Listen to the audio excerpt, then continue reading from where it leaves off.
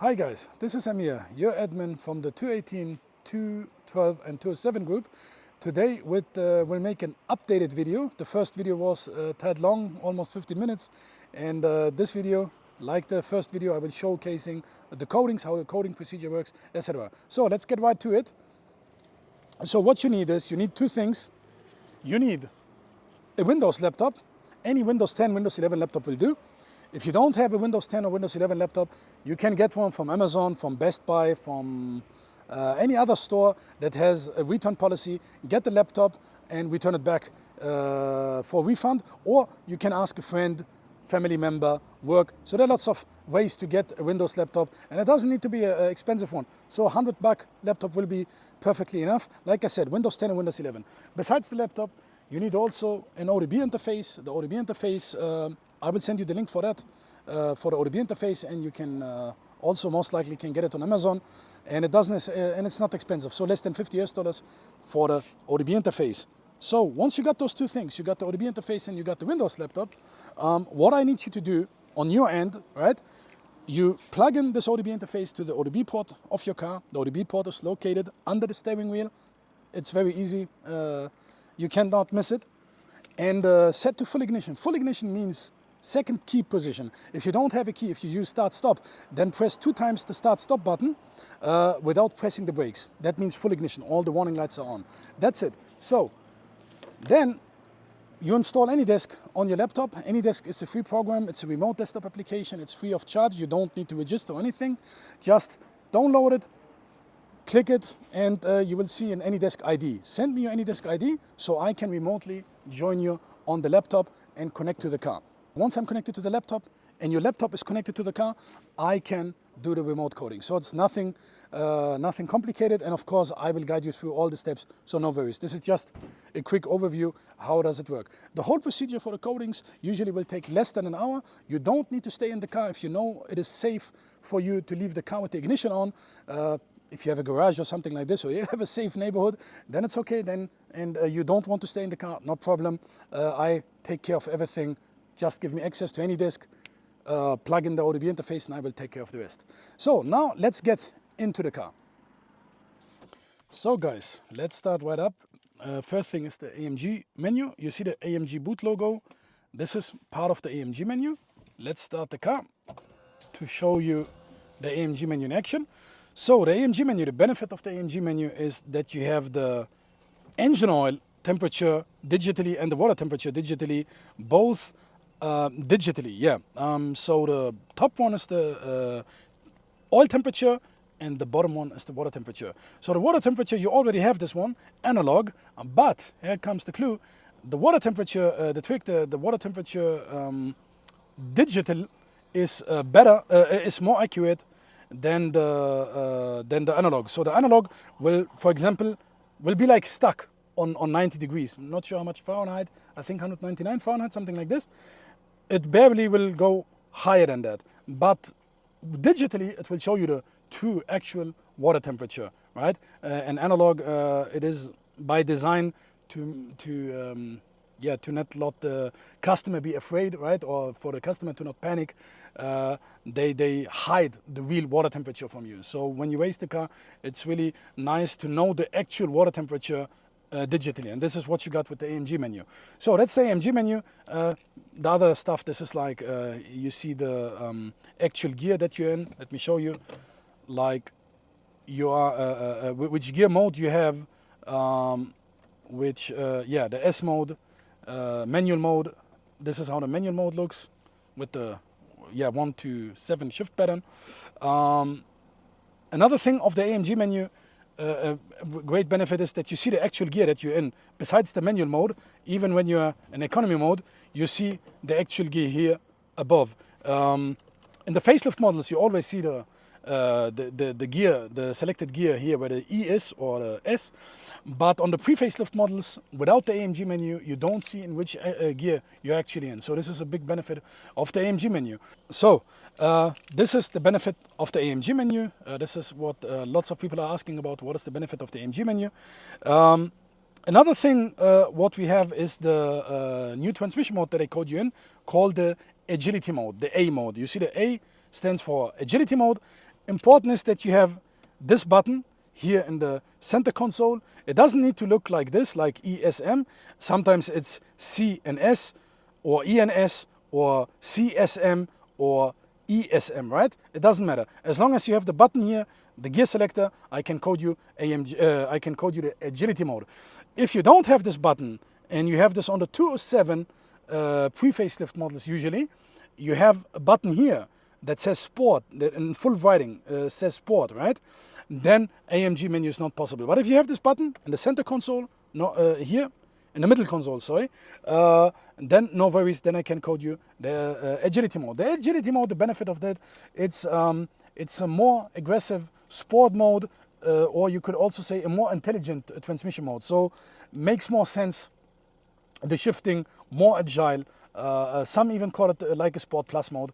So lots of fun with the AMG menu. Besides the AMG menu, I can code you the manual mode. The manual mode, like the name says, you can select the gears manually, and they stay in the gear unless you over rev, right, or you under rev, then they will change the gears. But usually the gears stay in the selected gear. So especially nice when you have this shifters. So okay, now the car's not moving, I cannot change the gears, but with the shifters right here on the steering wheels, pedal shifters, lots of fun to drive with the manual mode. So what else do we got with the manual mode? Manual mode, agility mode. On the US specs cars, or let's say US specs cars and Japan specs cars, they are limited to 210 kilometers, or in miles per hour, round about 130 miles per hour. That's the governor. So they are capped at 130 miles per hour, or 210 kilometers for the Japanese models. After the coding, you can reach the full potential, 250 kilometers for the Japan cars, and for the US specs models, round about 160, 155, 160 miles per hour. So you get a higher governor instead of being locked to 130 miles or 210 kilometers on the Japan cars. So another thing is, which will make a huge difference in drivability, is the gas pedal delay. So completely getting rid of that annoying gas pedal delay. When you touch the gas pedal, you get an instant reaction, no more this 1 second delay. I'm not sure if you can see this in the video, but as soon as I touch the gas pedal, it's much more responsive, so it doesn't have this hiccup. So this will make a huge difference when driving the car. Lot more fun. Yeah, you will see once you try it out. Yeah, this is how it's supposed to be from factory.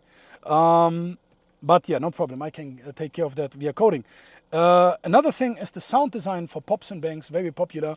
If you have a petrol car and you have a modified exhaust, something like muffler delete, resonator delete, straight piped, X-pipe, something like this, a modified exhaust, and you have a petrol engine, it doesn't matter, V6 or V8, then I can code you the sound design. The sound design gives you pops and bangs when downshifting, or when revving down. Sounds very nice, and no worries, it won't harm your engine because it has a fail-safe principle.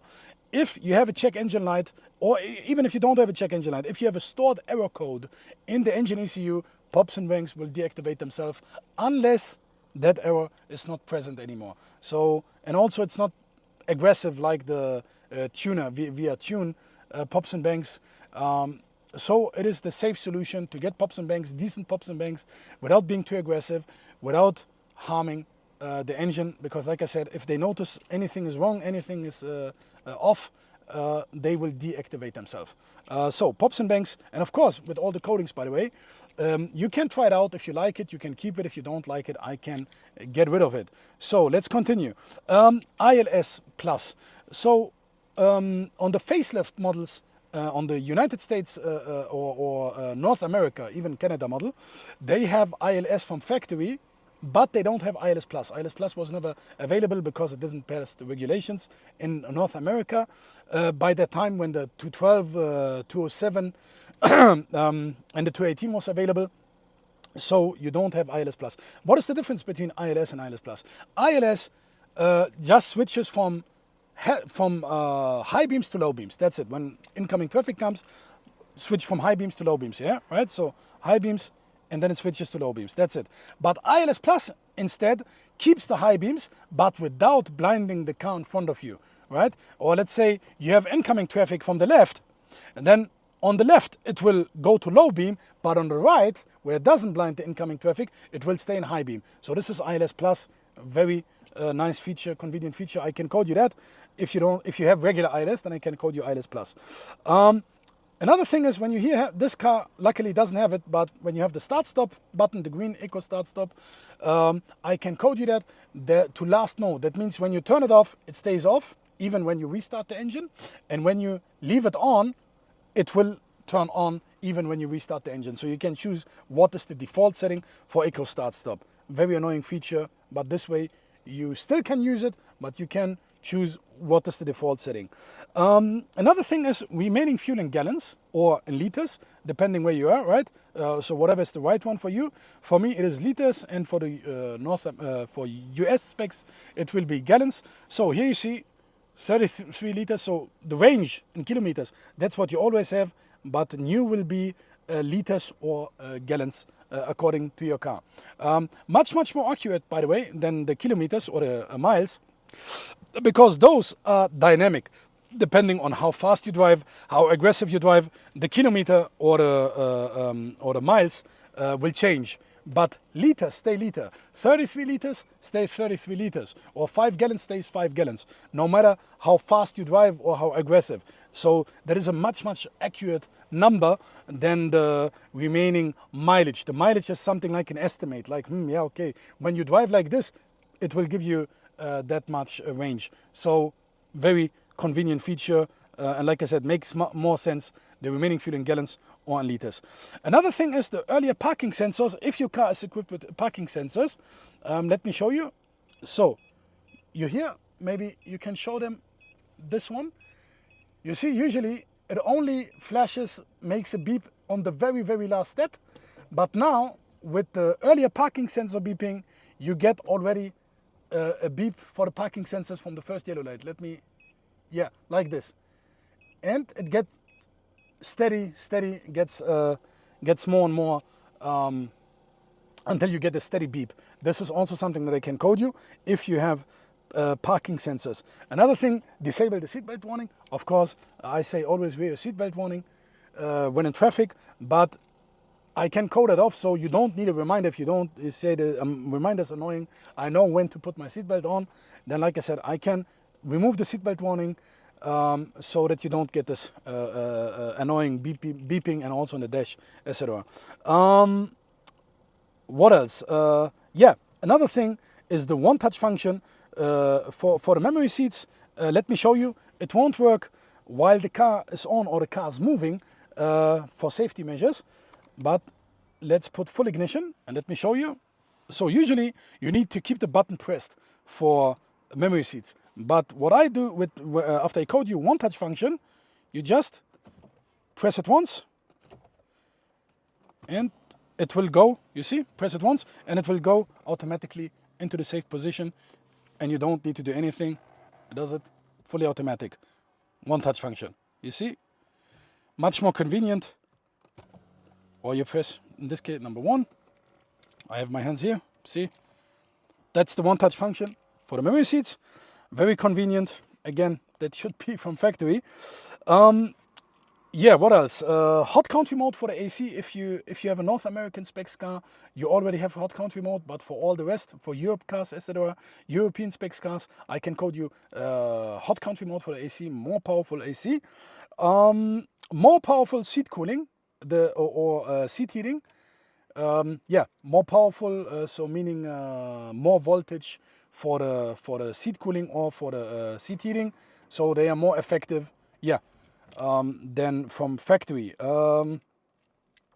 If you have a wagon, 218 or 212 wagon, I can also code you that you can close your tailgate with the remote key. Not just open it, but also close it, but only available for the facelift models. On the pre-facelift model, unfortunately, it needs a firmware update, and for this one, you need a multiplex, etc.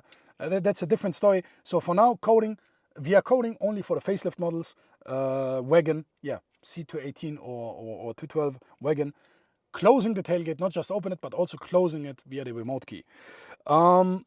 Besides that, what I can also do is change the units from, instead of Celsius to Fahrenheit, or here let's say you are in Canada and you have imported a US specs car, then everything will be in Fahrenheit, right? So instead of Fahrenheit, I can code this one to Celsius. So okay, obviously not on this one, but I mean on the digital, like on the 212 or the 207. Yeah, that you get everything in Fahrenheit instead of in Celsius instead of Fahrenheit, or vice versa. Also PSI instead of bar. And whatnot. Yeah. Also, the if you want the consummation in liters per kilometer or liters per, or gallons per mile. Again, when you have a car imported from Canada or vice versa, you want to change that, right? Another thing is, for the Japan specs models, when you put in the reverse gear, it will give an annoying gong. I can get rid of that gong, right? So you don't have this gong anymore when you put in the reverse gear. That affects only Japan specs cars. Those guys from us who has a car imported from Japan and Mercedes know what I mean. I can remove that.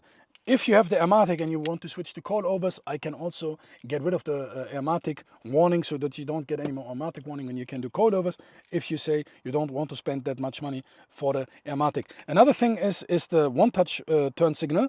So usually when you slightly press the turn signal, you get 3 flashes from factory. I can increase that number to 4 to 5 flashes. So in this case, 1, 2, 3, 4. 5 flashes. 5 flashes or 4 flashes. Factory setting is 3 flashes from factory. Another thing is manual air distribution modes. On the AC, usually you can only select the upper body or the lower body, right? The feet area. So the upper body or the feet area, but not both simultaneously. After the coding, you can select them both simultaneously, or you can select all the 3 areas, the windshield, the upper body, and the feet area at the same time. This one, like I said, via coding. So you get 7 air distribution modes instead of 5. Another thing is, if you have 2015 or 2016 models for the rest of the world, for North America, meaning Canada and United States, only 2016 model.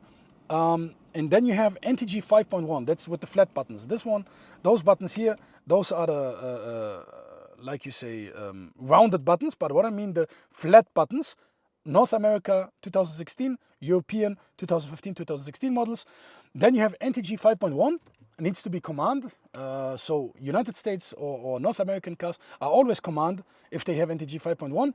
In Europe, you also have Audio 20. Audio 20 doesn't support CarPlay / Android Auto, but command does. So let's assume you have command, right?